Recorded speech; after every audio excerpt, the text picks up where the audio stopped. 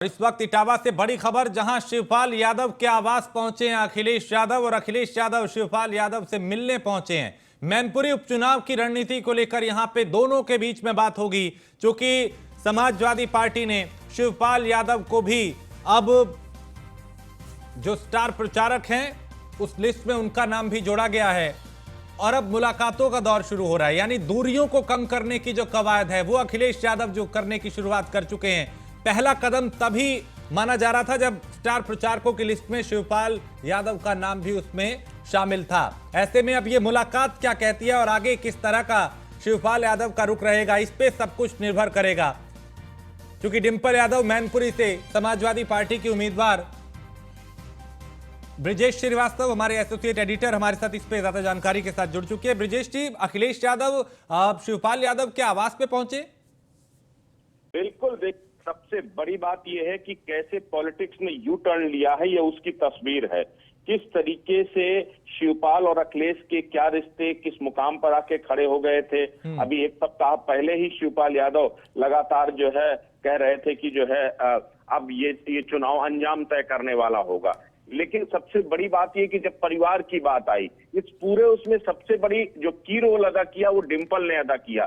जिस तरीके से नामांकन तक में शिवपाल यादव और उनके परिवार ने आने से मना कर दिया था, उसके बाद से लगातार बीजेपी ये सवाल खड़े कर रही थी कि जो चाचा का नहीं हुआ वो फिर आखिर कैसे परिवार का होगा। वो तमाम सवाल खड़े कर रही थी शिवपाल यादव को लेकर के।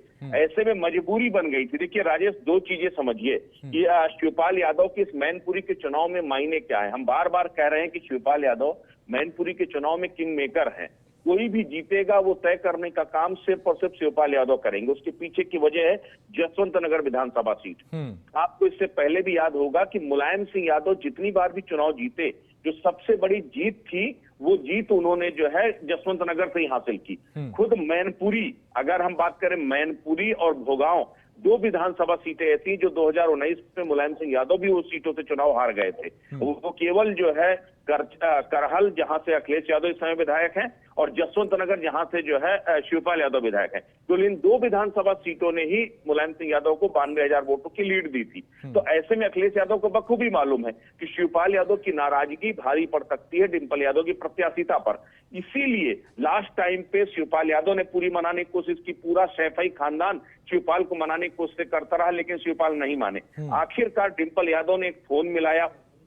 फोन मिलाकर के डिंपल यादव ने सीधे तौर पर कहा कि चाचा आप क्या चाहते हैं, कि परिवार की बहू की इज्जत तार तार हो जाए, क्या मुलायम सिंह यादव की विरासत टूट जाए, आप क्या चाहते हैं? अगर आपको ये लगता है तो मैं चुनाव मैदान से हट जाती हूँ। और वहीं से टर्न आउट हुआ। यानी डिंपल के एक फोन ने पूरी बाजी को पलट दिया और शिवपाल यादव तैयार हो गए डिंपल के प्रचार के लिए। यानी अपने बहू के सम्मान के लिए शिवपाल ने अपने आत्मसम्मान को तिलांजलि दे दी। और अब चूंकि उसी के बाद तुरंत स्टार कैंपेनर के लिस्ट में शिवपाल यादव का नाम आ जाता है। उसी के बाद जो है पूरी कहानी पलटती है। और कल रात में एक बार फिर न सिर्फ अखिलेश और डिंपल ने, दोनों ने जो है शिवपाल यादव से बातचीत की, क्योंकि कल शिवपाल पूरे दिन सैफई में थे। बड़े भाई अभिराम यादव, उन्होंने भी समझाया शिवपाल को कि परिवार की इज्जत के लिए कम से कम तुम्हारा साथ खड़े होना जरूरी है। और आखिरकार आज अखिलेश अब पहुंचे हैं शिवपाल के घर, शिवपाल से मिलने के लिए। ये मैसेज देने की कोशिश है सीधे तौर पर कि देखिए हम साथ साथ हैं, हम अलग नहीं हैं। तो ये बीजेपी के लिए कई मायनों में झटका है। लेकिन एक बात समझ के चलिए कि शिवपाल दिखाने के लिए अखिलेश और डिंपल के साथ खड़े होंगे या दिल से उनके साथ लगेंगे, ये बहुत कुछ नतीजों पर तय करेगा। लेकिन ये मुलाकात बहुत कुछ कहती है, क्योंकि पॉलिटिक्स परसेप्शन की बुनियाद पर चलती है। परसेप्शन के साथ जो है पॉलिटिक्स आगे बढ़ती है। तो ये परसेप्शन क्रिएट करने वाली बात है, जो अखिलेश यादव पहले दिन से कह रहे थे कि हमारा पूरा परिवार साथ है और हम साथ कैंपेन करेंगे। आखिरकार शिवपाल यादव से इस मुलाकात के मायने यही हैं। मुलाकात के बाद ये जो तस्वीर सामने आएगी, ये तस्वीर बताने वाली होगी कि ऑल इज वेल, अब सब कुछ ठीक है, चचा हमारे साथ हैं। ये जो सास बहू की कहानी है वही कहीं ना कहीं चाचा भतीजे की कहानी है कि कभी रूठना, कभी मनाना, कभी साथ आना, कभी अलग जाना। ये कुछ जो है सैफई की जो सियासत है बेहद दिलचस्प है। और मैनपुरी का ये पूरा चुनाव शिवपाल के इर्द गिर्द घूमेगा, क्योंकि शिवपाल दो पाटों पर है। एक तरफ शिवपाल के लिए सैफई का खानदान है, दूसरी तरफ शिवपाल के लिए उनका सबसे करीबी जो है रघुराज सिंह शाक्य है, जो शिवपाल का ही शागिर्द माना जाता है। ऐसे में वो शागिर्द को अपना आशीर्वाद देते हैं या अपने बहू को अपना आशीर्वाद देते हैं, ये देखने वाली बात होगी। क्योंकि मैं खुद जसवंत नगर के एक एक जगह पर घूमा और जसवंत नगर के जब लोगों से हम लोगों ने बात किया तो उन्होंने कहा हम तो शिवपाल जी के इशारे का इंतजार कर रहे हैं, शिवपाल जी जहां कहेंगे जैसे कहेंगे हम उसके बाद तय करेंगे। तो ये बात तो तय मान लीजिए कि विपरीत हवा में बवंडर के बावजूद जसवंत नगर से शिवपाल यादव लगातार चुनाव जीतते रहे हैं और शिवपाल यादव के लिए जसवंत नगर की जनता बहुत कुछ कहती है। और यही वजह है कि जी, और यही वजह है कि अखिलेश यादव भी इस बात को समझ रहे हैं कि शिवपाल के बिना यहां पे वापसी करना बहुत मुश्किल हो जाएगा और इसको चलते हुए वो खुद अब उनके आवास पे पहुंचे हैं। लेकिन ब्रजेश जी, मैं एक चीज और आपसे समझना चाहूंगा, जब चूंकि नामांकन डिंपल यादव का हुआ तब वहां पे जो शिवपाल यादव है नहीं पहुंचे थे, उसके बाद स्टार प्रचारकों की लिस्ट में उनका नाम आया, संकेत थे कि सब ठीक है, लेकिन अब तक चुप्पी जो है वो क्या संकेत देती है? क्या आज की मुलाकात के बाद तस्वीर एकदम साफ होगी? बिल्कुल, देखिए कल ही उन्होंने इंडिकेशन देना कल से शुरू कर दिया था। कल वो सैफई गए थे, क्योंकि परसों रात में डिंपल यादव ने जो है शिवपाल यादव को फोन किया था और उसी के बाद उन्होंने सहमति दे दी थी कि ठीक है, कोई बात नहीं, मैं तुम्हारे लिए, अपनी बहू के सम्मान के लिए मैं अपने अपमान का घूंट भी पी जाऊंगा, मैं जो है उसके लिए भी तैयार हूं। उसके बाद कल ही परसों रात में ही इटावा पहुंच गए थे शिवपाल। कल वो सैफई पहुंचे, कल वो सैफई में पूरे दिन रहे। उन्होंने कार्यकर्ताओं से भी कहा, उन्होंने कार्यकर्ताओं से कहा कि आप जो है आप आगे बढ़िए और डिंपल को सब कुछ मिलकर जिताना है। लेकिन वो डिंपल से नहीं मिले थे, वो परिवार से नहीं मिले थे। लेकिन आज वो शिवपाल यादव और से मिलने अखिलेश यादव गए हैं, क्योंकि देखिए ये मैसेज भी है, ये मैसेज इसलिए है क्योंकि चाचा का आत्मसम्मान कायम रहे, इसलिए अखिलेश यादव उनसे मिलने गए। यूं तो मुलाकात सैफई में भी हो सकती थी, सैफई में एक ही जगह पर मौजूद थे सारे लोग जो है, वहां भी मुलाकात हो सकती थी, लेकिन वो मुलाकात वो पब्लिक परसेप्शन क्रिएट नहीं करती। इसीलिए आज इटावा में जो है, आज जो है इटावा में शिवपाल यादव के घर जाकर के जो है अखिलेश यादव मिल रहे हैं। तो अखिलेश यादव के घर में जाकर के मिलना यानी सीधे तौर पर यह मैसेज है कि चाचा के आगे भतीजा शरणागत हो गया है। उसने अपने जो है एक तरह से पहली कसौटी है अखिलेश यादव की, बगैर मुलायम सिंह यादव के ये पहली कसौटी है। उस कसौटी पर केवल डिंपल यादव की प्रत्याशिता नहीं है, डिंपल यादव की हार जीत नहीं है, बल्कि दरअसल अखिलेश यादव की नेतृत्व क्षमता का आकलन होगा। अखिलेश यादव के लिए चुनाव बेहद अहम है और ऐसे में वो चाचा के पास जाकर के उनसे कहेंगे कि चाचा ठीक है, जो भी कुछ हुआ वो ठीक हुआ। क्या आप चाहोगे कि परिवार की इज्जत तार तार हो जाए? क्या आप चाहोगे कि परिवार की बहू हार जाए जो है? और फिर मुलायम सिंह यादव की विरासत की बात हो रही है। आपने तो मुलायम सिंह यादव के आदर्शों पर हमेशा चले हैं, तो फिर आप कैसे चाहेंगे कि उनकी विरासत किसी और के पास चली जाए? ये इसका परिवार का वास्ता दे करके कहीं ना कहीं शिवपाल यादव को खड़ा करने की कोशिश लगातार हो रही है। ये बात तय मान लीजिए कि लगभग शिवपाल यादव तैयार हो चुके हैं और कभी भी वो ऑफिशियली ऐलान करेंगे कि मैं डिंपल के साथ खड़ा हूं और हम सब मिलकर के डिंपल को चुनाव जितवाएंगे। बस वो चाहते थे कि वो सम्मानजनक तरीके से हो। लगातार अखिलेश यादव और उनके बीच में रिश्ते बिगड़ते रहे, लगातार वो कहते रहे कि अखिलेश अपमान करता है मेरा जो है। तो ऐसे में वो उस सम्मान का इंतजार कर रहे थे कि आज अखिलेश और शिवपाल की मुलाकात होगी। मुलाकात के बाद जो है वो तस्वीर भी संभवतः सामने आएगी जब चाचा भतीजे मिल रहे होंगे या चाचा का आशीर्वाद ले रहा होगा भतीजा, और उसके बाद वो मिल करके कहीं ना कहीं कैंपेन करते दिखाई देंगे। तो ये बीजेपी के लिए सेटबैक है। और ये अखिलेश का उनके घर पे जाना, ये भी अपने आप में एक संदेश है कि देखिए चलिए मैं झुक गया आपके आगे, आप चूंकि चाचा है मैं छोटा हूं, और समय की मांग भी यही कहती है कि अखिलेश को ऐसे वक्त में कुछ कॉम्प्रोमाइज करनी होगी। राजेश जी कहते हैं कि everything is fair in love and politics, प्यार और राजनीति में सब कुछ जायज है। और सबसे बड़ी बात है यहाँ तो नाजायज कुछ है भी नहीं। यहाँ तो भतीजा वैसे भी चाचा के आगे शरणागत हमेशा से होता रहा है। चाचा ने बचपन से अखिलेश यादव को पाला है। मुलायम सिंह यादव के बाद अगर परिवार की सबसे ज्यादा जिम्मेदारी किसी ने निभाई है तो शिवपाल यादव ने निभाई है। तो जाहिर तौर पर झुकना भी कहीं से गलत नहीं है और झुकना भी अखिलेश को ही चाहिए, क्योंकि जरूरत भी अखिलेश की है और कद भी अखिलेश का शिवपाल के आगे छोटा है। तो सीधी सी बात है। अब परिवार का वास्ता देकर देखिए, दूरियां, ये बात भूल जाइए। मुलायम सिंह यादव का निधन हुआ, दोनों एक दूसरे के साथ आए, दोनों एक दूसरे के करीब आए, लेकिन वो दिल से दूरियां नहीं मिटी। दिल से जो दूरियां थी वो बदस्तूर कायम थी। उसकी वानगी दिखाई दी उसके बाद, जब ना तो स्टार कैंपेनर बनाया गया, ना जो है शिवपाल यादव को बड़ी जिम्मेदारी दी गई। जबकि शिवपाल यादव लगातार संकेत देते रहे मुलायम सिंह जी के निधन के बाद। वो कह रहे थे कि अब चूंकि अब परिवार का मुखिया मैं हूं और परिवार में जो जिम्मेदारी मिलेगी मैं उसको जो है मुलायम सिंह यादव के पद चिन्हों पर चलकर उसे आगे बढ़ाऊंगा जो है। और मैं इंतजार कर रहा हूं कि पार्टी से मुझे क्या जो है निर्देश मिलते हैं।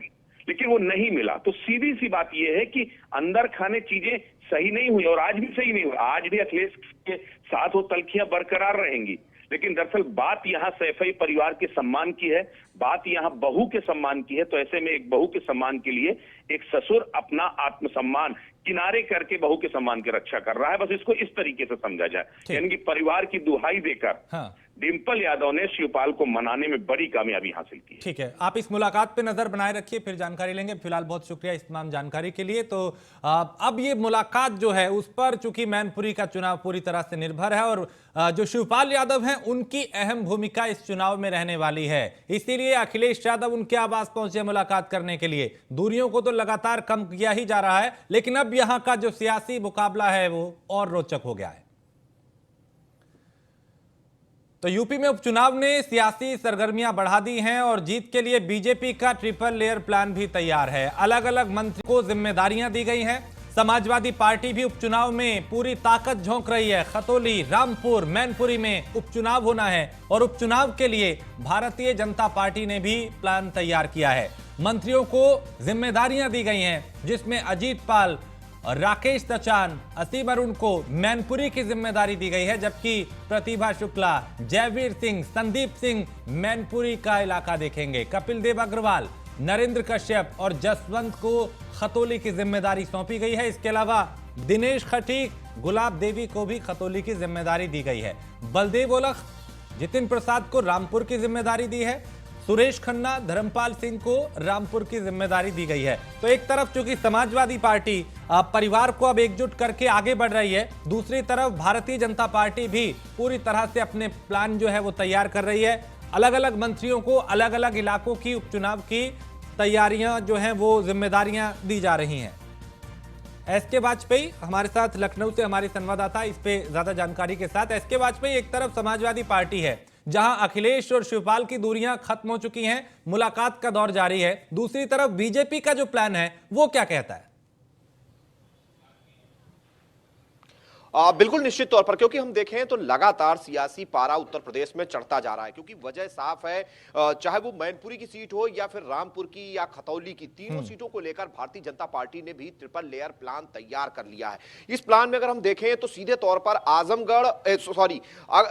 मैनपुरी और साथ ही साथ रामपुर को लेकर बीजेपी ज्यादा मजबूती के साथ कहीं ना कहीं मैदान में जा रही है, क्योंकि जिस तरीके से अखिलेश यादव लगातार पूरे परिवार को एकजुट कर रहे हैं, एकजुट करने के बाद मैदान में उतर रहे हैं, तो कहीं ना कहीं बीजेपी भी पूरी तरीके से तैयार है। अगर हम मैनपुरी की बात करें तो सीधे तौर पर अजीत पाल, राकेश सचान, असीम अरुण, उसके अलावा प्रतिभा शुक्ला, जयवीर सिंह, ये वो मंत्री हैं जिनको मैनपुरी की जिम्मेदारी दी गई है। मतलब ये सीधे तौर पर मैनपुरी में कैंप करेंगे, लोगों से मुलाकात करेंगे, जो भारतीय जनता पार्टी की नीतियां हैं, जो प्रदेश सरकार और केंद्र सरकार के काम है, जो कानून व्यवस्था की चीजें हैं, किस तरीके से विभिन्न योजनाओं का लाभ लोगों तक पहुंचाया जा रहा है, इस बारे में जन जन को जानकारी देंगे और कोशिश होगी कि इस सीट को बेहतर मार्जिन के साथ जीता जाए, जिसको लेकर ये करीब आधा दर्जन मंत्री हैं जिनको मैनपुरी की सीट जीतने के लिए मैदान में भारतीय जनता पार्टी ने उतार दिया है। वहीं अगर हम खतौली सीट की बात करें तो चाहे वो कपिल देव अग्रवाल हो, नरेंद्र कश्यप हो, प्रतिभा शुक्ला हो, उन मंत्रियों को खतौली सीट पर भेजा गया है और उनसे कहा गया है कि वो वहां की, चूंकि वो स्थानीय मंत्री भी कपिल देव अग्रवाल वहीं के हैं, उनको लगाया गया है कि ज्यादा से ज्यादा लोगों तक वो चीजें पहुंचाएं जो बीजेपी की योजनाएं हैं, जो लाभार्थियों की संख्या है, जो भारतीय जनता पार्टी की सरकार ने कानून व्यवस्था को लेकर काम किया है, निवेश को लेकर काम किया है, ये जानकारी जन जन तक पहुंचाने का काम करें।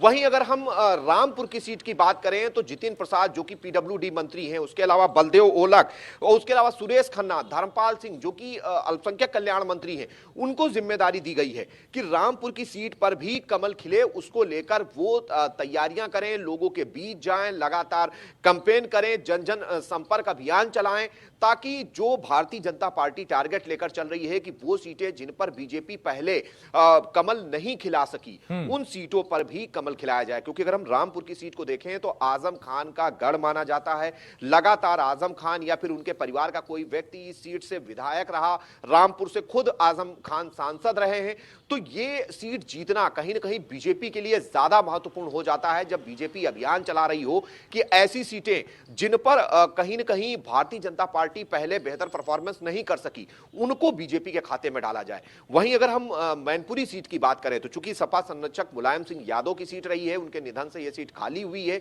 उसके अलावा भी ज्यादातर समय में यह समाजवादी पार्टी के कब्जे में रही और सीधे तौर पर अगर हम देखें तो समाजवादी पार्टी का गढ़ मानी जाती है यह सीट। तो ऐसी स्थिति में उस पर कमल खिलाने के लिए बीजेपी ने आधा दर्जन मंत्रियों को मैदान में उतार दिया है और सीधे तौर पर एक कोशिश जरूर होगी कि ज्यादा से ज्यादा लोगों तक अपने मैसेज को पहुंचाया जाए, किस तरीके से भारतीय जनता पार्टी की सरकार काम कर रही है, कैसे कानून व्यवस्था को लेकर चीजों को बेहतर किया गया, जो अपराधी थे उनके खिलाफ एक्शन लिया गया, कैसे जो विभिन्न योजनाएं हैं उनका लाभ लोगों तक पहुंचाया जा रहा है और लगातार उत्तर प्रदेश सरकार उत्तर प्रदेश के विकास और निवेश को लेकर काम कर रही है। तो ये एक मैसेज इन मंत्रियों के जरिए लोगों तक पहुंचाने की कोशिश होगी। ये मंत्री वहां पर रुकेंगे, लोगों से मिलेंगे, जनसंपर्क करेंगे, चौपाल लगाएंगे, लोगों के बीच जाएंगे, छोटी छोटी सभाएं करेंगे, ताकि जो एक रणनीति भारतीय जनता पार्टी ने बनाई कहीं ना कहीं उस रणनीति के तहत चीजों को आगे बढ़ाया जा सके। जी एसके वाजपेयी, चूंकि मैनपुरी को अगर देखें इस सीट को तो यहां पे सहानुभूति एक बड़ा फैक्टर होने वाला है, लेकिन अगर खतौली और रामपुर की बात करें तो यहां पे सबसे बड़ा फैक्टर क्या आपको लगता है कि एक ऐसा मुद्दा रहेगा जिस पे चुनाव होगा? चूंकि जब उपचुनाव रामपुर में पिछली दफा हुआ था तब समाजवादी पार्टी के हाथ से सीट निकल गई थी। बिल्कुल, अगर हम देखें तो जब रामपुर लोकसभा सीट से इसके पहले भी भारतीय जनता पार्टी का सांसद रहा है। हालांकि पिछले बार के चुनाव में आजम खान इस सीट से जीत गए थे, लेकिन जब आजम खान के सामने आजम खान के बजाय कोई दूसरा प्रत्याशी खड़ा हुआ तो वो सीट समाजवादी पार्टी नहीं बचा पाई। हालांकि अगर हम विधानसभा सीट की बात करें जिसका चुनाव होने जा रहा है तो कहीं ना कहीं आजम खान जरूर वहां पर अच्छा खासा प्रभाव रखते हैं, क्योंकि मुस्लिम बाहुल्य इलाका है और जो समाजवादी पार्टी का बेस वोट है वो वहां पर अच्छी खासी संख्या में है। तो ये एक बड़ा फैक्टर है जिसको लेकर बीजेपी के सामने चुनौती जरूर है। चुनौती इसलिए है कि केंद्र से लेकर प्रदेश सरकार तक भारतीय जनता पार्टी की है और लगातार पिछले 5 साल पहले भी बीजेपी की सरकार रही है, दोबारा सरकार ने रिपीट किया है, तो बीजेपी के लिए सीट जीतना काफी अहम है। वहीं अगर हम समाजवादी पार्टी की बात करें तो चूंकि आजम खान एक कद्दावर नेता है समाजवादी पार्टी के, बड़ा कद उनका रहा है, जब उत्तर प्रदेश में सपा की सरकार रही उस दौरान भी उनके पास आधा दर्जन से ज्यादा विभागों का चार्ज था, तो एक बड़े मंत्री वो माने जाते रहे और लगातार आजम खान की चीजों को लेकर अखिलेश यादव भी बैकफुट पर जाते रहे। मतलब सीधे तौर पर आजम खान ने अपनी अहमियत लगातार समाजवादी पार्टी को दिखाई है। लेकिन अब जब वहां चुनाव हो रहा है तो कहीं ना कहीं उस सीट को बचाना आजम खान के लिए जितनी बड़ी चुनौती है उतनी बड़ी चुनौती समाजवादी पार्टी के लिए भी है, क्योंकि लगातार यह सीट आजम खान या उनके परिवार के जरिए सपा के पास ही रही है। तो ये एक चुनौती होगी। और जहां तक हम भारतीय जनता पार्टी की बात करें तो बीजेपी जिस तरीके से रणनीति बनाकर चल रही है, क्योंकि लोकसभा सीट जीत चुकी है, अब विधानसभा पर भी बीजेपी काम कर रही है, अपने आधा दर्जन मंत्रियों को उतार दिया है, उसके अलावा दोनों डिप्टी सीएम खुद मुख्यमंत्री इस सीट के लिए लगातार प्रचार करेंगे। तो कहीं ना कहीं एक मैसेज कन्वे करने की कोशिश होगी, तो लड़ाई निश्चित तौर पर महत्वपूर्ण होने वाली है। वहीं अगर हम मैनपुरी सीट को देखें तो सीधे तौर पर सपा संरक्षक मुलायम सिंह यहां से सांसद रहे हैं, उसके पहले भी यह समाजवादी पार्टी के पास सीट रही है और अब जब मुलायम सिंह नहीं है तो एक सहानुभूति वोट जरूर समाजवादी पार्टी को मिलने वाला है। और यही एक वजह है कि आपने देखा है कि डिंपल यादव जो कि अखिलेश यादव की पत्नी है, जब मैदान में उतरी तो उन्होंने अपने चाचा ससुर शिवपाल यादव को मनाने में कामयाबी हासिल की। हालांकि शिवपाल यादव लगातार कह रहे थे कि वो किसी के साथ गठबंधन करेंगे लेकिन सपा के साथ गठबंधन नहीं होगा, लेकिन जब समाजवादी पार्टी ने अपने स्टार प्रचारकों की सूची जारी की तो उसमें शिवपाल यादव का नाम 6ठे नंबर पर डाला। तो सीधे तौर पर सपा ने यह दिखा दिया कि वो परिवार को कहीं ना कहीं साथ रखना चाहते हैं, और खास तौर पर इस चुनाव में, क्योंकि चुनाव समाजवादी पार्टी के लिए भी करो या मरो की स्थिति है कि अगर अपने गढ़ में भी अगर सपा नहीं जीतती है तो निश्चित है कि समाजवादी पार्टी के लिए काफी शर्मनाक होगा। यही एक वजह है कि सपा अपने परिवार की दूरियों को मिटाने की कोशिश कर रही है, लोगों तक मैसेज करने की कोशिश कर रही है। डिंपल यादव जो कि सपा अध्यक्ष अखिलेश यादव की पत्नी है, उनको सीधे तौर पर मैदान में उतारा गया ताकि समानुभूत जो वोट है वो कहीं ना कहीं मिल जाए।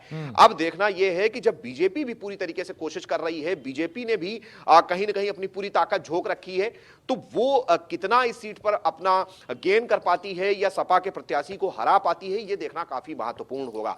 अगर हम खतौली सीट की बात करें तो चूंकि विक्रम सिंह सैनी की सदस्यता समाप्त हुई है, उनकी पत्नी राजकुमारी सैनी को भारतीय जनता पार्टी ने प्रत्याशी बनाया है और आरएलडी और समाजवादी पार्टी के जो कंबाइंड प्रत्याशी है वो मैदान में है, तो वहां बहुत ज्यादा चुनौती भारतीय जनता पार्टी को मिलती हुई नहीं दिखाई दे रही है। वजह साफ है, क्योंकि बीजेपी के पास ये पहले भी सीट रही है और इस बार दोबारा उपचुनाव होने जा रहा है, तो बहुत ज्यादा चुनौती नहीं है भारतीय जनता पार्टी की। लेकिन खास तौर पर बीजेपी का फोकस भी मैनपुरी और रामपुर को लेकर ज्यादा है, क्योंकि वो समाजवादी पार्टी के गढ़ हैं और लगातार ये सीटें समाजवादी पार्टी के पास रही हैं। तो कहीं ना कहीं बीजेपी की कोशिश यही है कि खतौली सीट पर भी, हालांकि आधा दर्जन मंत्रियों को बीजेपी ने उतारा है, वहां के स्थानीय मंत्री कपिल देव अग्रवाल को भी उसमें लगाया है, तो ये तो जरूर है कि बीजेपी उस सीट को दोबारा से अपनी झोली में डालना चाहती है। लेकिन उससे बड़ा फोकस बीजेपी का मैनपुरी और रामपुर को लेकर है, क्योंकि एक आजम खान की गृह जनपद की सीट है और दूसरी सपा के गढ़ की सीट है। तो कहीं ना कहीं उन सीटों पर बीजेपी ज्यादा ताकत झोंक रही। यही वजह है कि कल भी वहां पर deputy CM Keshav Prasad Maurya, BJP प्रदेश अध्यक्ष भूपेंद्र चौधरी पहुंचे थे, लोगों के साथ संवाद किया था, और आज भी लगातार जो 6 मंत्रियों को जो वहां पे प्रभार दिया गया है वो भी वहां पर पहुंच रहे हैं। तो कहीं ना कहीं चीजें बेहतर ढंग से कैसे की जाए, कैसे इसको लेकर तैयारियां दोनों तरफ चल रही हैं। बहुत शुक्रिया एसके वाजपेयी, इस तमाम जानकारी के लिए आपका बहुत शुक्रिया। तो अब चूंकि भारतीय जनता पार्टी ने भी प्लान तैयार किया है, समाजवादी पार्टी भी परिवार को एकजुट करके चुनावी मैदान में उतर रही है। आगे बढ़ते, दिल्ली एमसीडी चुनाव में बीजेपी नेताओं को जिम्मेदारियां दी गई हैं। उत्तर प्रदेश के मंत्री और जो एमपी हैं, एमएलए हैं, वो दिल्ली में प्रचार करेंगे। बीजेपी विधायकों की एमपी चुनाव में ड्यूटी लगाई गई है और यूपी के एमएलए दिल्ली में अलग अलग जगह पे प्रचार करेंगे। धौलाना से विधायक धर्मेंद्र तोमर की मुंडका में ड्यूटी, जबकि अजीत पाल त्यागी को किराड़ी में जिम्मेदारी दी गई है। मीनाक्षी सिंह की सुल्तानपुर माजरा में जिम्मेदारी रहेगी, जबकि प्रदीप चौधरी और अलग अलग विधायक हैं, उनको अलग अलग इलाकों की जिम्मेदारियां दी गई हैं, ताकि वहां पे वो प्रचार कर पाए, वहां पे वो पार्टी की जो नीतियां हैं, जो उपलब्धियां हैं, वो जनता तक पहुंचा पाए। तो दिल्ली एमसीडी चुनाव में भी भारतीय जनता पार्टी पूरी तरह से एक्टिव दिखाई दे रही है।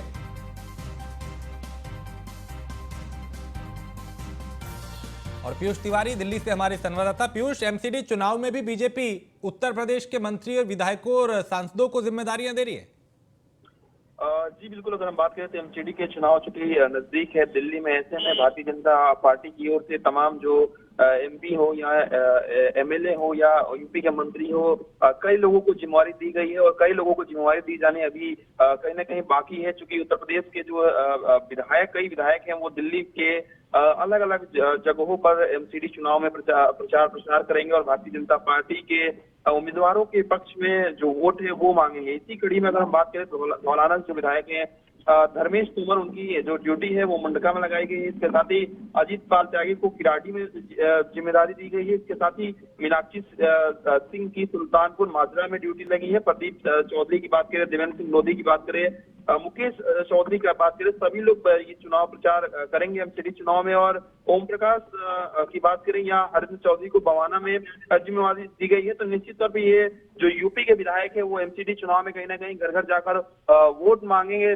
बीजेपी के पक्ष में माहौल बनाएंगे। और चूंकि एमसीडी में बीजेपी का कई सालों से कब्जा रहा है, तो विकास कार्यों को भी गिनाने का काम करेंगे। चूंकि जब भी दिल्ली में कई जगहों पे जब चुनाव हुए थे, आपने देखा होगा कि जब विधानसभा के भी चुनाव हो रहे थे तो कई उत्तर प्रदेश के मंत्रियों को जिम्मेवारी दी गई थी, उत्तर प्रदेश के कई नेताओं को जिम्मेवारी दी गई थी। तो इसी कड़ी में कहीं ना कहीं एमसीडी चुनाव में भी बीजेपी के तमाम नेताओं को जिम्मेवारी दी गई है। और ये नेता कुछ ही दिनों बाद दिल्ली पहुंचेंगे और अलग अलग जगहों पे, चूंकि अगर हम बात करें तो देखिए उत्तर प्रदेश से भी तमाम जो लोग हैं, उत्तर प्रदेश के निवासी हैं, वो दिल्ली के अलग अलग इलाकों में रहते हैं। खासतौर पे पूर्वांचल की अगर हम बात करें तो सभी लोगों को कहीं ना कहीं जो जिम्मेवारी है, अलग अलग जिम्मेवारी अलग अलग क्षेत्रों की एमसीडी चुनाव में दी गई है। बहुत शुक्रिया पीयूष जानकारी के लिए। तो उत्तर प्रदेश के विधायकों को दिल्ली एमसीडी चुनाव में जिम्मेदारियां दी गई हैं।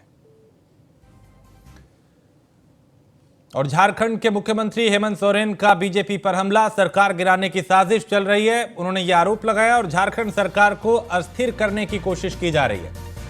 तो आज ईडी के सामने पेश होंगे हेमंत सोरेन और वहां पेश होने से पहले उन्होंने कई बातों का जिक्र किया, जिसमें उन्होंने कहा कि राज्यपाल अपनी भूमिका ठीक से नहीं निभा पा रहे, जो संवैधानिक पद है।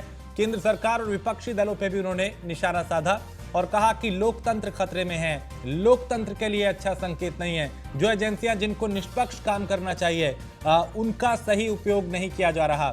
और यह भी कहा कि कुछ और विधायकों पे, सत्ताधारी विधायक जो है, उन पे छापेमारी करने की तैयारी है। एक संवैधानिक पद पर हूं और जिस तरीके से समन की कार्रवाई चल रही है, लगता है कि हम लोग देश छोड़ के भागने वाले लोग। और मेरे राजनीतिक इतिहास में मुझे नहीं लगता है व्यापारियों को छोड़कर कोई राजनीतिक दल देश छोड़ के भागा हो या राजनीतिक दल के नेता देश छोड़ के भागे हो। और आज कहीं ना कहीं ऐसे कार्रवाई से